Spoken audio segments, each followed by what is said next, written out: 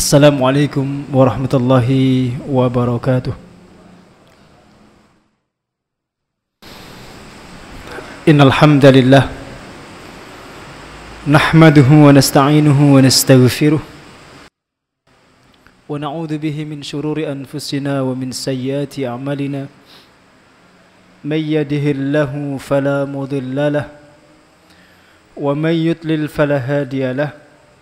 Asyhadu an la ilaha illallah wahdahu la syarika lah wa asyhadu anna Muhammadan abduhu wa rasuluh la nabiyya wa la rasula ba'dah. Allahumma salli wa sallim wa barik ala qudwatina wa habibina Muhammadin wa ala alihi wa sahbihi wa mawalah. Amma ba'd. فيا عباد الله أوصيكم ونفسي بتقوى الله فقد فاز المتقون. فقال عز من قائل يا أيها الذين آمنوا اتقوا الله وقولوا قولا سديدا يصلح لكم أعمالكم ويغفر لكم ذنوبكم ومن يطع الله ورسوله فقد فاز فوزا عظيما. وقال صلى الله عليه وسلم ittaqillah haitsuma kunt wa atbi'is sayyi'ata alhasanata tamhuha wa khaliqin nasa bi khuluqin hasan. Ma'asyiral muslimin wal muslimat rahimakumullah. Segala puji bagi Allah Subhanahu wa taala yang memberikan kita kesempatan bermuajah kembali dalam kajian kitab Riyadhus Shalihin. Kita bersyukur pada Allah Subhanahu wa taala atas nikmat iman dan Islam, juga nikmat kesehatan, kesempatan, taufik dan hidayah. Mudah-mudahan Allah Subhanahu wa taala memberikan kita ujung kehidupan yang husnul khatimah. Salawat dan salam kita sanjungkan kepada junjungan kita Nabi Agung Muhammad sallallahu alaihi wasallam, uswatun hasanah, pemimpin dan suri toladan yang kita ikuti sunnah-sunnahnya, kita teruskan estafet dakwahnya, dan kita harapkan syafaatnya kelak di yaumil qiyamah. Jamaah sekalian, kita masih berada di bab yang sama. Bab berapa itu kemarin terakhir? 50.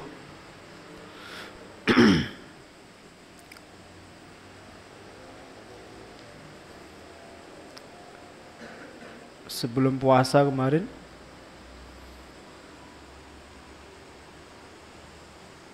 53 ya.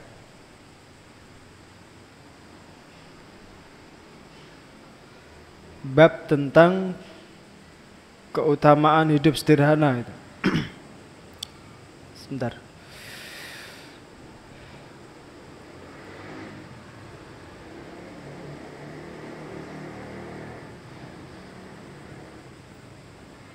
Yang terakhir, lihat, bisa ada yang bisa lihat?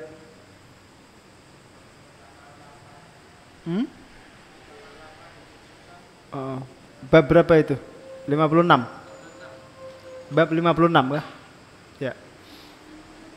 Bab fadlil ju' wa khushunatil aish wal iktisar 'alal qalil minal ma'kul wal mashrub wal malbus wa ghairiha min hududin nafsi wa tarkis syahawat. Bab keutamaan lapar dan kehidupan yang sederhana, mencukupkan dengan yang sedikit, baik dalam urusan makanan, minuman maupun pakaian. Baik.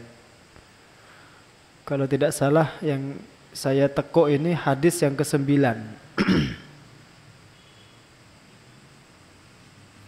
Hadis yang ke-9, hadis Abu Musa Al-Asy'ari.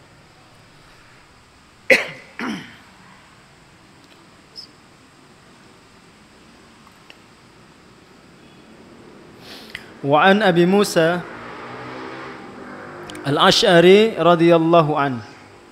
Dari Abu Musa Al-Asy'ari, semoga Allah meridai beliau, akhrajat lana Aisyatu radhiyallahu anha, telah mengeluarkan untuk kami Aisyah radhiyallahu anha, semoga Allah meridai beliau, kisaan wa izaran, pakaian ghalidan, yang keras, bahannya keras.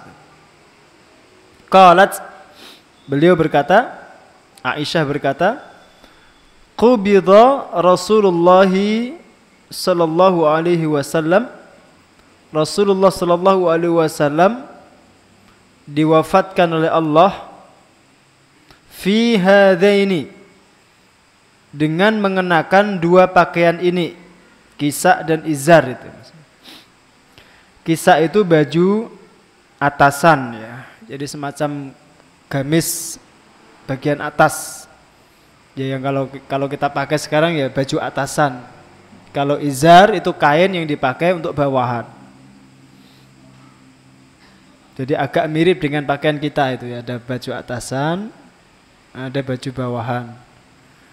Baju bawahan itu kalau kita sarung. Dunia pesantren juga menyebut sarung itu izar.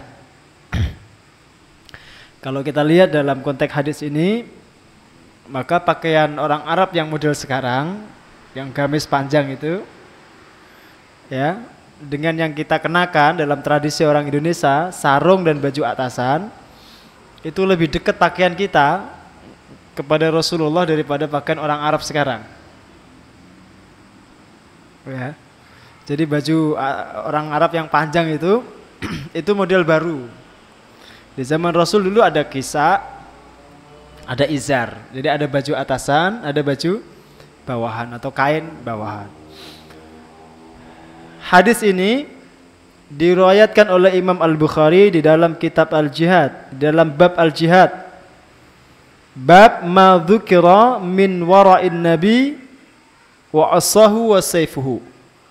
Bab tentang waraknya Nabi dan juga tentang tongkat dan pedangnya Nabi.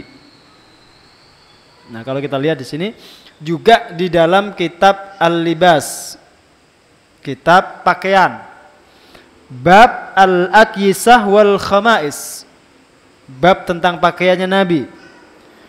Juga diriwayatkan oleh Imam Muslim di dalam bab Tawadhu, bab kerendahan atau hati fil libas, di dalam urusan pakaian ya, karena kitab Riyadhus Shalihin ini kan iktibas ya, jadi kitab cuplikan dari kitab-kitab hadis yang sudah ada, baik dari Sahih Bukhari, Sahih Muslim, Sunan At-Tirmidzi dan kitab-kitab yang lain. Maka ini penulis Nuzhatul Muttaqin kembali atau mengembalikan hadis itu kepada penulisnya. Nah, pelajaran pertama disebutkan di dalam Nuzhatul Muttaqin, anna Rasulullah kana yalbasu ahyanan al-ghalid min ath-thiyab. Rasul sallallahu alaihi wasallam kadang-kadang kalau disebutkan di sini memakai pakaian yang bahannya itu keras, bahannya kasar. Wa hadza la yunafi annahu kana lahu libasun ghairu hadza. Tetapi ini tidak berarti Nabi tidak punya pakaian yang lain yang bahannya lebih lembut. Ini kata penulis. Mimma yadullu ala annahu yalbasu mattafaqa lahu wa ya'kulu mattafaqa lahu min ghairi takalluf. Hanya saja cara Nabi berpakaian dan cara Nabi makan itu sifatnya natural sekali. Jadi enggak dibuat-buat. Ya apa yang ada itu beliau pakai. Apa yang ada itu beliau makan. Itu kehidupan Nabi. Jadi sangat natural, itu alami. Dan secara umum penampilan Nabi itu sederhana sekali. Ya, kalau dugaan saya, meskipun tadi disebutkan oleh penulis, dikatakan ahyanan kadang-kadang begitu, tapi dugaan saya sebagian besar ya, atau sebagian waktu Nabi itu Nabi menggunakan pakaian yang kasar. Jadi beliau menggunakan pakaian yang bahannya kasar itu lebih banyak, lebih sering daripada yang bahannya lembut. Cuma kita nggak tahu sekasar apa bahannya itu. Tapi yang jelas itu menunjukkan bahwa Nabi itu orang yang sangat sederhana. Yang dalam urusan berpakaian itu tawaduk sekali. Tidak senang membanggakan diri dengan pakaian. Tidak senang berlebihan dalam urusan pakaian. Jadi sederhana sekali. Jadi kalau bahasa orang Jawa ya sak dermo gitu. Ya seadanya lah, natural aja. Yang ada dipakai begitu. Ini pelajaran bagi kita. Jangan sampai ada orang yang dibela-belain ngutang hanya karena pengen pakaian baru. Kira-kira ada nggak itu? Banyak. Jadi ada model orang tertentu dia pengen pakaian yang harganya 500, 600, 700 ribu. Ada kan pakaian ibu-ibu yang 700 ribuan? Itu dibela-belain ngutang. Bagaimana caranya? Kredit. Kredit kan ngutang kan? Ngutang berjangka dan dicicil. Ada nggak? Ada banyak itu. Nah, itu namanya takalluf. Jadi cara hidup yang dibuat-buat. Nggak alami seperti itu. Maka yang ada dipakai. Ya alhamdulillah. Kalau ada yang bagus pakai yang bagus. Kalau nggak ada ya pakai yang ada. Yang penting menutup aurat. Ya, jangan sampai dibela-belain ngutang. Nah, itu cara hidup yang tidak mengikuti sunnah Rasul Sallallahu Alaihi Wasallam. Tetapi dalam satu ketika Nabi Sallallahu Alaihi Wasallam juga mengajarkan kita untuk menjaga penampilan. Maka tadi dikatakan ini tidak menafikan kalau Nabi juga mengajarkan kita untuk menjaga penampilan. Contoh, disebutkan dalam beberapa hadis Nabi Shallallahu Alaihi Wasallam itu memiliki pakaian khusus yang hanya beliau kenakan ketika hari raya.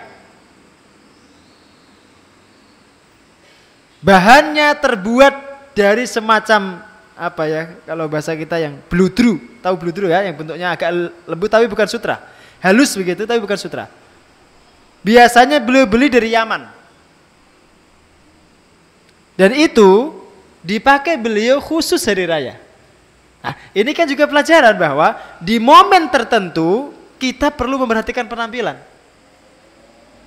Nah, kalau kita sambung lagi nanti dengan hadis yang kedua di dalam kitab Arba'in Nawawi itu, ketika Jibril datang kepada Nabi Shallallahu Alaihi Wasallam dalam konteks Jibril bertanya tentang masalah-masalah hukum, Islam, iman, ihsan. Itu disebutkan penampilan Jibril itu penampilan yang rapi sekali. Pakaiannya bersih, putih, rambutnya rapi, hitam, legam, tidak ada bekas-bekas perjalanan. Dan kemudian penulis yang mensyarahi hadis itu, ya, dalam banyak kitab lah, itu menyebutkan bahwa penampilan Jibril itu adalah penampilan ideal bagi orang yang hendak menuntut ilmu atau yang datang kepada tokoh atau ulama. Dan itu pelajaran.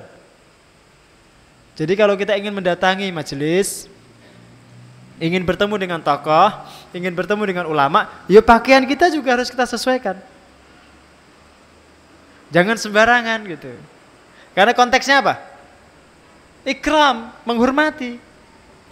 Bukan membanggakan, ya, menghormati orang yang kita datangi. Gitu kan? Termasuk kalau kita mau sholat. Itu tidak boleh sembarangan. Khudu zinatakum inda kulli masjid. Ini perintah Allah. Ambillah perhiasan kalian setiap kali mau sholat. Zinah itu bahasa kita pakaian yang terbaik. Ya kalau dibahasakan itu perhiasan, pakaian yang paling menarik, yang paling baik, yang paling kita suka. Maka belakangan ini ketika muncul ada gambar ya, anak-anak muda yang sholat cengengesan dengan pakaian cuma celana panjang. Sudah lihat di media sosial. Nah, itu pelecehan terhadap agama itu. Kalau dia sudah tahu hukumnya maka itu dosa. Dosa dalam konteks, meskipun sholatnya dalam fikih bisa diperdebatkan ya. Tapi dalam konteks penistaan agama dia berdosa. Karena kurang etis. Gak pantas gitu. Nah, jadi kapan kita menggunakan pakaian yang apa adanya itu, kapan kita menggunakan penampilan yang terbaik, itu ada pembahasannya masing-masing. Sehingga penampatannya harus tepat, tidak boleh sembarangan. Hadis yang ke-10.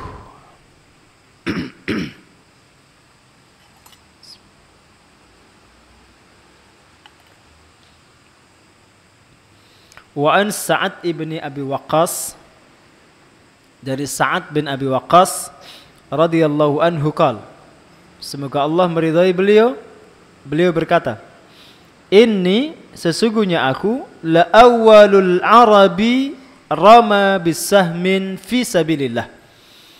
Sesungguhnya aku adalah orang Arab pertama yang memanah di jalan Allah. Jadi pemanah pertama dari kalangan bangsa Arab untuk jihad fi sabilillah itu adalah Sa'ad bin Abi Waqqas. Walaqad kunna naghzu, dan kami pernah berperang ma'a Rasulillah sallallahu alaihi wasallam, bersama Rasulullah sallallahu alaihi wasallam, ma lana ta'amun, kami tidak punya bekal makanan, illa waraqul hublati wa hadas samur, kecuali dari dedaunan hublah, ini semacam pohon di tanah Arab ya. Hatta in kana ahaduna la yada'u kama tada'u syah, sampai-sampai ada salah seorang di antara kami yang meletakkan daun-daunan itu, mengambilnya gitu, sebagaimana kambing mengambil daun-daunan. Jadi ditempatkan di depannya itu seperti kambing. Ini cerita Sa'ad bin Abi Waqqas. Malahu khiltun, yang tidak bisa dicampur sama sekali, karena saking kerasnya daun-daunnya itu, nggak bisa dicampur, nggak bisa diaduk, saking keras dan kasarnya daun-daunannya itu. Muttafaqun alaih, hadis muttafaq alaih. Al-hublati bi dhammil ha al-muhmalati wa iskanil ya wa iskanil ba al-muwahhadah wa hiya as-samur naw'ani ma'rufani min syajaril badiyah. Kata hublah itu dengan hak yang di dhammah, hak ya, enggak ada titiknya. Ya atau ba yang disukun, dan juga kata samur, samur itu adalah dua jenis pepohonan yang biasa tumbuh di padang pasir. Ya di tanah Arab sana. Ya kalau di sini mungkin nggak ada ya, sehingga menerjemahkannya juga susah. Apa kira-kira kalau di sini ya? Ya hanya di padang pasir ya tumbuhnya masalahnya. Ya, daun-daunan dari pohon hublah dan samur, itu dua jenis pohon. Nah hadis ini diriwayatkan oleh Imam Bukhari di dalam Fadail Sahabat, keutamaan para sahabat Nabi, bab manaqib Sa'ad bin Abi Waqqas, biografi Sa'ad bin Abi Waqqas. Wa fil at'imati, dan juga di dalam bab makanan, bab makanan Nabi wa ashabuhu yakulun, apa yang dulu dimakan Nabi dan dimakan oleh para sahabat. Wa fir riqaq, dan juga di dalam bab masalah perbudakan, bab kaifa kana aisyun Nabi, bagaimana pola hidup Nabi. Wa Muslim, dan juga diriwayatkan oleh Imam Muslim fi awail kitab zuhdi war raqaiq, di dalam awal bab tentang zuhud dan kelembutan hati. Ya, kita lihat pelajarannya. Pelajaran yang pertama adalah tentang tahaddus bin ni'mah. Jadi boleh menceritakan nikmat yang Allah anugerahkan kepada kita. Nah, dalam konteks hadis ini tadi, Sa'ad bin Abi Waqqas itu menceritakan tentang apa tadi? Apa yang diceritakan Sa'ad tadi apa itu? Bahwa dia adalah pemanah pertama yang melemparkan anak panahnya untuk jihad fisabilillah. Jadi ketika kita menyebut bab tentang tahaddus bin nikmah, nikmat di situ jangan difahami hanya materi. Bukan. Jangan difahami hanya harta benda. Tidak. Jadi cakupan nikmat yang paling agung itu adalah ketaatan kepada Allah. Jadi ketika seseorang itu diberikan Allah taufik, diberikan Allah kemudahan untuk mempersembahkan ya kontribusi terbaik di dalam Islam, itu nikmat yang terbaik. Dan itu tidak masuk ke dalam bab riya. Jadi konteks Sa'ad bin Abi Waqqas tadi menceritakan kisahnya itu bukan untuk riya. Bukan untuk pujian. Bukan agar diberikan orang semacam apresiasi atau aplaus, enggak. Tetapi untuk menceritakan kepada kita tentang nikmat itu. Bahwa jihad itu nikmat. Bahwa menjadi pionir di dalam jihad itu kenikmatan yang besar. Menjadi pemanah pertama di dalam jihad fisabilillah itu nikmat yang luar biasa. Itu diceritakan. Tujuannya memotivasi kita gitu. Agar kita termotivasi dan mengerti betapa menjalankan syariat Allah, taat kepada Allah itu adalah nikmat yang paling agung. Ya. Makanya kalau kemudian ada jamaah haji yang pulang dari tanah suci, konteks kalau menceritakan pengalamannya di tanah suci juga harus itu. Jadi jangan sampai menceritakannya dalam konteks atau dalam kerangka untuk mendapatkan pujian. Tidak. Tapi tahadus bin nikmah, menceritakan nikmat berupa ketaatan pada Allah itu. Selain daripada memberikan informasi, gambaran selama di tanah suci. Itulah konteksnya. Jadi kalau konteksnya untuk mendapatkan pujian itu riya. Atau kalau konteksnya untuk membanggakan diri gitu ya, merasa diri lebih baik daripada orang lain, itu namanya ujub. Dan itu dua-duanya menipu. Ya, maka tergantung nanti motivasinya. Ini yang pertama. Yang kedua, sabrus sahabati ala syiddati hatta fatahallahu alaihim agnahum min fadlihi. Hadis ini juga menceritakan tentang kesabaran para sahabat untuk menanggung beban yang berat bersama Rasul sallallahu alaihi wasallam ketika pertama kali memperjuangkan Islam, berjihad di jalan Allah. Betapa gambaran yang diceritakan oleh Sa'ad tadi dalam konteks jihad fisabilillah itu bukan gambaran yang sederhana. Jihad itu berat. Medan dan geografis di tanah Arab itu berat. Cuaca di tanah suci, di tanah Arab itu berat. Ini 3 faktor. Kekurangan logistik itu berat. Perjalanan jauh itu berat. Makanya sampai Allah katakan law kana 'aradan qariban wa safaran qasidan lattaba'uk. Kalau sekiranya tujuan jihad itu adalah perjalanan yang tidak jauh atau jarak tempuhnya yang tadi ya. Jadi kalau seandainya jihad itu jarak tempuhnya tidak jauh atau tujuan yang mudah dicapai, maka sungguh mereka semua akan mengikuti engkau. Walakin ba'udat alaihimus syuqqah. Akan tetapi perjalanan untuk jihad itu berat sekali, ada masyaqqah di situ. Ada sesuatu yang memang tidak mungkin dipikul kecuali oleh orang-orang yang imannya kuat. Yang tekadnya membaca. Yang niatnya untuk mati di jalan Allah itu benar-benar tulus. Tidak mungkin. Nah, disinilah kemudian kita perlu memotret diri sendiri, bercermin dari mereka itu. Kondisi kita saat ini serba mudah. Kondisi kita saat ini serba mudah. Kita itu punya banyak fasilitas. Yang dituntut kepada kita saat ini hanya, saya katakan hanya ya, melanjutkan perjuangan mereka. Hanya itu, melanjutkan.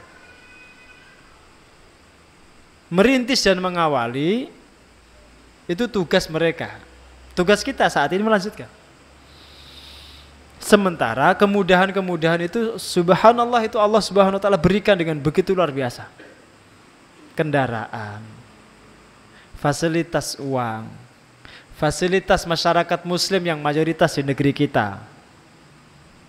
Fasilitas media sosial saat ini yang kita bisa gunakan dengan sebaik-baiknya.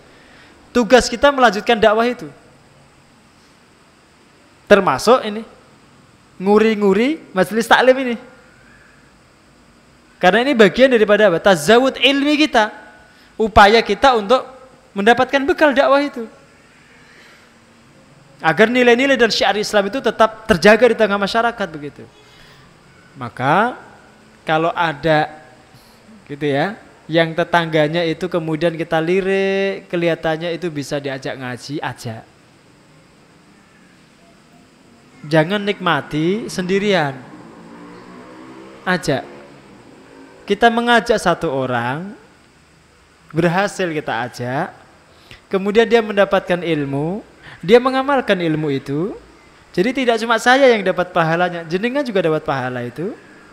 Sampai akhir zaman, pahala itu gak dikurangi sedikit oleh Allah. Terus mengalir itu. Ad-dalu ala khairan kafa'ilih. Orang yang mengajak kepada kebaikan itu sama seperti pelakunya. Dan kita yakini mendatangi majelis ilmu itu pahalanya besar. Maka jangan sampai kemudian kita nikmati sendiri gitu. Kita lirik kanan, lirik kiri, lihat tetangga kita, lihat teman kita, perhatikan kerabat kita, yang bisa kita ajak, kita ajak. Ya, yang bisa kita ajak, kita ajak. Itu melanjutkan estafet perjuangan mereka para sahabat Nabi Sallallahu Alaihi Wasallam. Yang kita saat ini tidak mengalami masyaqqah atau sesuatu yang berat seperti yang mereka alami. Ini pelajaran yang kedua. Kemudian kita masuk ke dalam pelajaran yang ketiga ya. Jadi ketika tadi disebutkan bahwa para sahabat itu tidak memiliki bekal makanan kecuali dedaunan, itu bukan berarti jihad mereka itu tanpa persiapan. Jadi jangan fatalis. Tahu fatalis ya? Bertindak secara fatal, gegabah dalam menyimpulkan hukum. Bukan itu maksudnya. Jihad itu tetap butuh i'dad, isti'dad. Tetap butuh persiapan. Bahkan butuh strategi. Butuh hitung-hitungan jumlah musuh dan kekuatannya. Itu bagian min lawazimil jihad, konsekuensi jihad. Jadi kalau ingin memenangkan pertempuran, ya itu bagian daripada konsekuensi. Jadi tolong hadis ini tidak difahami secara fatalis. Tidak. Bagaimana memahaminya? Ya karena dulu memang para sahabat Nabi itu nggak punya bekal. Jangankan untuk jihad, kehidupan sehari-hari mereka juga begitu. Itu bukan berarti kalau kita berjihad tanpa persiapan juga boleh. Bukan. Tetap harus ada persiapan. Senjata penting, jumlah pasukan penting, logistik penting, strategi penting. Karena itu termasuk asbabun nusrah, sebab-sebab kemenangan. Pernah tidak antum membaca ketika Nabi mau melakukan jihad, kemudian Nabi mengutus mata-mata untuk menghitung jumlah musuh? Itu termasuk bagian daripada persiapan. Dihitung jumlah musuhnya, diperkirakan strateginya seperti apa. Betul pertolongan itu datang dari langit. Tetapi Allah tidak akan mungkin memberikan pertolongan kepada orang-orang yang sembrono, yang tanpa persiapan. Maka Allah katakan, wa a'iddu lahum mastata'tum min quwwah. Ini kata Allah. Dan persiapkanlah oleh kalian untuk menghadapi mereka itu segala jenis kekuatan. Kata quwwah di situ nakirah. Tidak ada alnya di situ. Mencakup seluruh jenis kekuatan, baik fisik maupun maknawi. Persiapan maknawi itu persiapan mental, persiapan iman, persiapan ruh, maknawi. Termasuk ilmu di dalam jihad. Persiapan fisik itu termasuk ya badan kita yang sehat, latihan, logistik, jumlah pasukan tadi, senjata yang disiapkan dan seterusnya. Itulah yang difahami oleh saudara-saudara kita di Palestina. Makanya berkali-kali, ratusan kali mereka berperang melawan Israel, Baru yang terakhir kemarin mereka bisa memenangkan pertempuran. Itu karena apa? Lawazimnya itu, ya, asbabnya itu betul-betul mereka penuhi.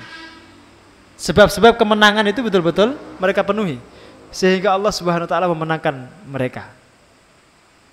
Jadi tidak ini ya, tidak tahawur. Kalau bahasa Jawa yang ngawur enggak. Nah, jadi tidak ngawur. Para sahabat itu tetap juga persiapan. Karena yang ada itu adalah tadi bekal makanannya itu hanya di daunan. Ya mereka bawa bekal di daunan itu. Ya. Karena memang yang ada itu. Baik. Kemudian kita masuk ke hadis yang ke-11.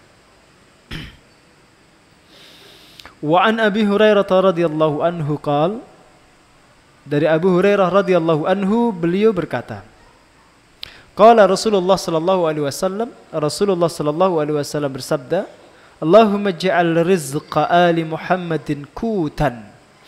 Muttafaqun alaih. Ya Allah, jadikanlah rezeki keluarga Muhammad itu berupa makanan pokok. Muttafaqun alaih. Hadis muttafaq alaih. Qala ahlul lugati wal gharibu ma'na kutan ay ma yasuddu ar-ramaq.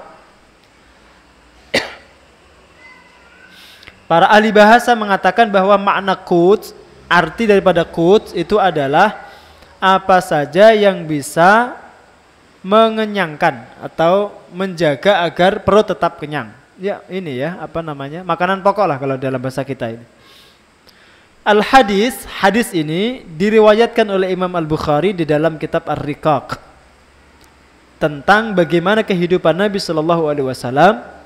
Juga diriwayatkan oleh Imam Muslim di dalam kitab, awal kitab tentang zuhud.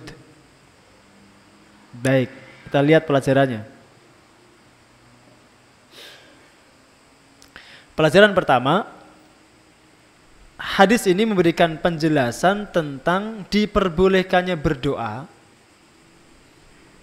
agar diberikan kecukupan rezeki. Rezeki yang cukup.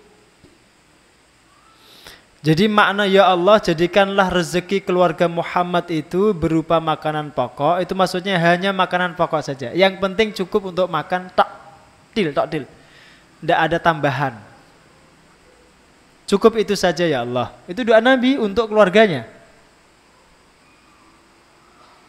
Tetapi kan Nabi minta cukup kan? Jadi cukup. Cukup itu maksudnya apa? Ya tidak sampai kemudian mereka meminta-minta. Itu cukup. Tidak usah berlebih, yang penting cukup. Karena yang dibutuhkan manusia itu, yang penting bisa untuk bertahan hidup selama dia di dunia, sudah. Cukup itu. Bukan anjuran agar kita minta miskin. Itu dua hal yang berbeda. Ya, maka disebutkan ini di lanjutannya. Jadi yang seperti ini jangan difahami bahwa Nabi minta miskin. Kenapa? Karena ada doa yang lain, Nabi SAW berlindung kepada Allah dari kemiskinan. Ada yang hafal doanya itu? Ada yang hafal? Agar tidak diberikan kemiskinan. Biar nanti kalau ingat disampaikan ya. Pernah dengar gak Nabi minta agar tidak diberikan kemiskinan? Belum pernah dengar ya? Ini kajian hadis sampai 5 tahun lebih tidak ada yang hafal hadis ini. Itu dua hal yang berbeda ya. Jadi minta dicukupkan rezekinya itu tidak sama dengan minta miskin. Tidak. Agar kita tidak salah kaprah. Jadi seorang muslim itu diperintahkan untuk mencari rezeki, minimal kebutuhan sehari-harinya cukup. Agar dia tidak menjadi peminta-minta, tidak menjadi beban bagi orang lain. Jangan sampai menjadi orang yang fakir, yang miskin, yang meminta-minta pada orang lain. Ini pertama. Ya, ini yang pertama. Di satu sisi juga, hadis ini juga memberikan pelajaran agar kita itu qanaah. Jadi kalau Allah Subhanahu wa taala sudah memberikan kepada kita kecukupan makan, kecukupan pakaian, ada tempat tinggal yang meneduhkan, agar kita nggak kehujanan dan kepanasan, itu sudah cukup, syukuri. Jangan terlalu obsesif. Jangan terlalu meminta yang lebih. Apa kalau orang Jawa bilang apa istilahnya orang Jawa itu? Ngoyo kalau orang Pati bilang. Qanaah saja, terima dengan ridho, dengan ikhlas. Ya, ini nasihat juga untuk ibu-ibu ya. Jadi kalau suami sudah bekerja keras, kemudian dari kerjanya itu hanya cukup untuk makan sehari-hari, sudah syukuri itu. Yang penting nggak minta-minta, nggak punya utang, itu sudah lebih daripada cukup. Jadi jangan menuntut suami lebih daripada itu. Kalau sampai kemudian ada istri yang menuntut suami lebih daripada itu, nanti ada celah setan untuk menggoda dia. Minta agar suaminya ini dan itu, akhirnya korupsi. Atau kalau tidak, akhirnya kemudian bercerai. Kenapa? Karena merasa nggak cukup ya. Dia pengen mobil, padahal suaminya belum mampu. Dia pengen liburannya ke Eropa. Sudah, di Rawa Jombor itu cukup. Nggak usah jauh-jauh ke Eropa. Wong orang Eropa juga ke Indonesia kok. Coba lihat tuh di Jogja itu, banyak sekali orang Eropa ke sini. Kenapa kita harus jauh-jauh ke sana? Menuntut suami yang tidak-tidak. Ya, menuntut suami yang tidak-tidak. Itu namanya nggak qanaah. Syukuri yang ada. Nah, kalau pola hidup kita seperti itu, mencontoh Nabi, itu damai hidup kita itu. Nggak kemrungsung. Tenang, damai begitu. Suami istri itu juga Masya Allah, akur, rukun. Ya. Jangan nggak usah tengok-tengok kanan kiri itu. Nanti kalau tengok-tengok kanan kiri itu melihat tetangga ini begitu, sudah. Nggak akan tenang hidupnya. Padahal belum tentu tetangga punya ini itu bukan karena ngutang. Tetangga punya ini itu mobilnya belum lunas. Ya. Mobilnya belum lunas. Malah pusing dia mikirin cicilan. Mendingan jenengan gak punya mobil gak usah mikirin cicilan. Tenang kan? Iya. Dia punya rumah itu sudah ada 2 kamar untuk anak 1, jenengan 1, sudah syukurilah. Ya. Nanti kalau anak-anak udah besar kan pada keluar semua itu. Gak usah besar ya, SMP aja udah pada mondok kan, udah pada nyantri. Sudah gak ada di rumah itu. Rumah itu hanya jenengan Anda sama suami saja sudah. Tidak ada yang nempati. Ya disyukuri. Nah, ini pelajaran ya. Bukan agar kita miskin, tidak. Agar kita qanaah. Baik, satu lagi saya kira.